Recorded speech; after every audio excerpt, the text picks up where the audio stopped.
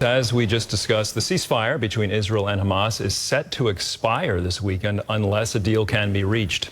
Here's Gary Lane with that story and more from the CBN Newsroom. Gary? Andrew, Hamas is reportedly gearing up for more warfare if the ceasefire isn't extended, which could happen unless negotiators can quickly work out a deal to keep it going. Paul Strand has that story from Jerusalem. The Gaza ceasefire is set to end this weekend unless negotiators can quickly work out an agreement to continue it. Israel is sending a team to talks in Cairo to try to work out such an agreement. We are ready to make the framework longer in a return to release of more hostages. America's top Mideast negotiator, Steve Witkoff, is headed to the region to push for extending the ceasefire, and he's clear that Hamas cannot remain in the key areas because of its terrorism.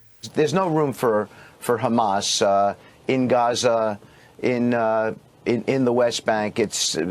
You can see from their actions that they haven't earned that right to be there. Hamas is refusing to disarm. Sa'ar says Israel can't put up with that. This is, from our point of view, total unacceptable. Israel's defense minister agrees Hamas must no longer be allowed to govern or have the means to fight in Gaza. Hamas will not remain in control of Gaza, neither for civil matters nor military. It will not be because it cannot be.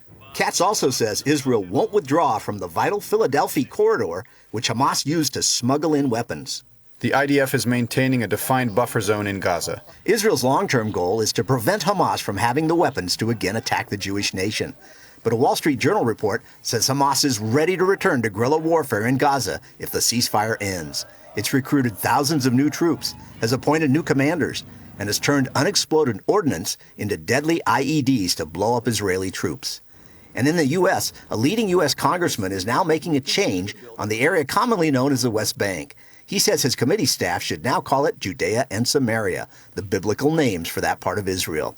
House Foreign Affairs Committee Chairman Brian Mast writes in a memo to the committee, Jewish roots in this region span centuries, and we must recognize that fact in both word and deed. He adds Congress needs to recognize Israel's rightful claim to the cradle of Jewish civilization. On the ground, at least 10 people were wounded in a ramming attack at a bus stop in central Israel Thursday, apparently carried out by a Palestinian who was living illegally in Israel. Israel is concerned about an outbreak of terror attacks in Judea and Samaria. The Muslim fasting month of Ramadan begins as early as tonight. Often there has been an upsurge in terror attacks during that time. Paul Strand, CBN News, Jerusalem.